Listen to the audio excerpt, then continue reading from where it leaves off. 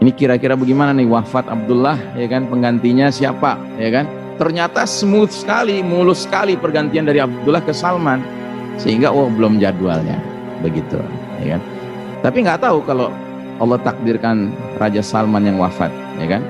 Karena di bawah ini sudah banyak spekulasi tentang pertarungan kepentingan politik di kalangan putra mahkota, bahkan mantan putra mahkota, begitu. Dan sebenarnya secara aturan main, kalau masih ada generasi anak-anaknya Ibnu Saud hidup, maka tidak boleh jadi raja generasi yang ketiganya, generasi berikutnya, cucunya tidak boleh. Nah, sementara sekarang ini masih hidup 2 orang saudara dari Salman. Jadi kalau misalnya Salman wafat, terus MBS yang naik, hampir bisa dipastikan, ya, dugaan kuatnya, analisanya akan terjadi turmoil, akan terjadi ikhtilaf.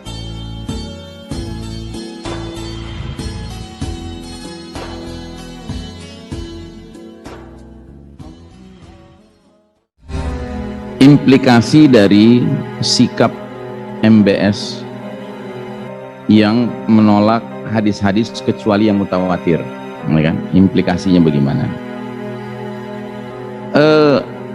Sudah barang tentu kita tidak bisa menduga-duga, ya. Tapi dari beberapa kiprah beliau sebagai pejabat, dan beliau ini sebagai pejabat sekarang ini sepertinya benar-benar sedang mendapatkan kewenangan besar sekali untuk menentukan banyak kebijakan, ya. Konon kabarnya belum pernah ada kejadian raja di KSA ini, Kingdom of Saudi Arabia, mengalami blow up tentang prince atau putra mahkota, ya, sebagaimana MBS ini belum pernah. Saya tidak tahu kebenarannya, tapi berita yang saya dengar di kantor-kantor resmi di KSA sekarang ini, itu gambar tuh 2, Pak, ya. Kalau di sini udah lama 2, ya, pres dan wapres kan gitu, ya kan? Nah, sekarang ini baru pertama kali ini dalam sejarah KSA itu bukan hanya wajahnya raja yang dipasang, tapi juga putra mahkotanya, dalam hal ini MBS. Selama ini selalu raja saja yang dipasang, gitu.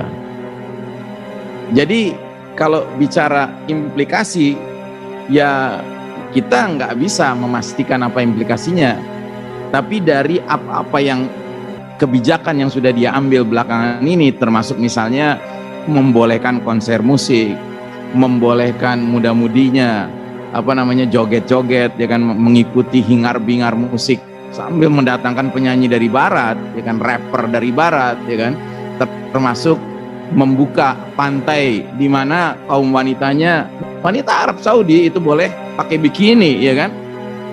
Ini kan sudah mencerminkan, ya, cara berpikir yang liberal, yang tidak terikat lagi dengan nilai-nilai syar'i, begitu.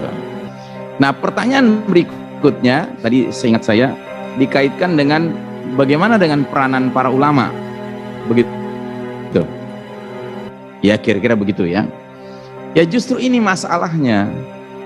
Jadi di KSA hari ini ulama-ulama yang lurus, yang lempeng, itu sebagian besar adanya di madrasah Nabi Yusuf alaihissalam, di pesantren Nabi Yusuf, ya, tahu ya pesantren Nabi Yusuf, ya. Kan Nabi Yusuf kan nyantrinya kita tahu di mana kan, waktu kita baca kisah Yusuf alaihissalam. Dan itu hampir selalu begitu. Jadi setiap ada ulama yang lurus, yang bersuara menyampaikan kebenaran, an-nahyi 'anil munkar terutama, ya kan, itu segera menghilang dari peredaran. Sehingga makin hari yang tersisa itu ulama-ulama yang memang tidak melakukan nahi mungkar. Malah sebaliknya, kalau saya sebut nama ulama ini pasti Anda kenal. Nah, ulama ini pada bulan Juli 2020 kemarin di depan Ka'bah hari Jumat, khutbah Jumat, ya, dia mengatakan, salah satu cuplikan khutbahnya adalah sudah saatnya dipertimbangkan rekonsiliasi antara negara Arab Saudi dengan Israel gitu. Dan begitu dia menyampaikan khutbah ini, ulama-ulama yang lurus langsung memberikan reaksi, menentang, ya kan? Dan begitu menentang, hilang mereka. Ya, nah inilah realitas yang sedang kita hadapi di negeri Haramain ini. Ya, ini realitas yang kita nggak boleh tutup mata dengan realitas itu. Ini realitas pahit, ya, al-waqi' al-marir, ya kan? Realitas pahit nih yang sedang kita hadapi, ya kan? Tapi sebagian ulama yang peduli akhir zaman, ada juga yang beranggapan bahwa barangkali inilah cara Allah Ta'ala untuk menyegerakan datangnya the certified leader, pemimpin yang dapat sertifikasi dari Nabi, dari Allah Ta'ala, yaitu Al-Mahdi.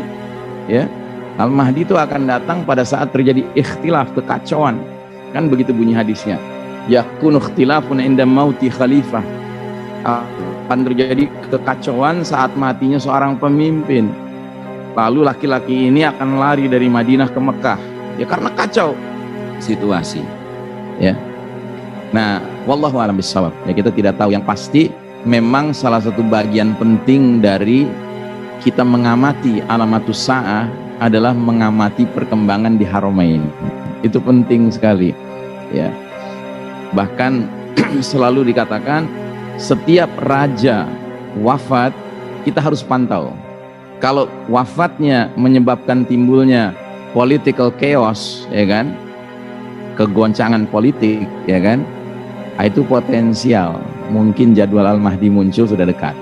Seperti kemarin wafatnya Raja Abdullah digantikan oleh Raja Salman, itu sampai ada pembahasan khusus di salah satu media mainstream, ya kan, ini kira-kira bagaimana nih wafat Abdullah, ya kan, penggantinya siapa, ya kan. Ternyata smooth sekali, mulus sekali pergantian dari Abdullah ke Salman, sehingga belum jadwalnya begitu, ya kan. Tapi nggak tahu kalau Allah takdirkan Raja Salman yang wafat, ya kan. Karena di bawah ini sudah banyak spekulasi tentang pertarungan kepentingan politik di kalangan putra mahkota, bahkan mantan putra mahkota, begitu. Dan sebenarnya secara aturan main, kalau masih ada generasi anak-anaknya Ibnu Saud hidup, maka tidak boleh jadi raja generasi yang ketiganya, generasi berikutnya, cucunya tidak boleh. Nah, sementara sekarang ini masih hidup 2 orang saudara dari Salman. Jadi kalau misalnya Salman wafat, terus MBS yang naik, hampir bisa dipastikan, ya, dugaan kuatnya, analisanya akan terjadi turmoil, akan terjadi ikhtilaf, ya kan. Wallahu a'lam bishawab.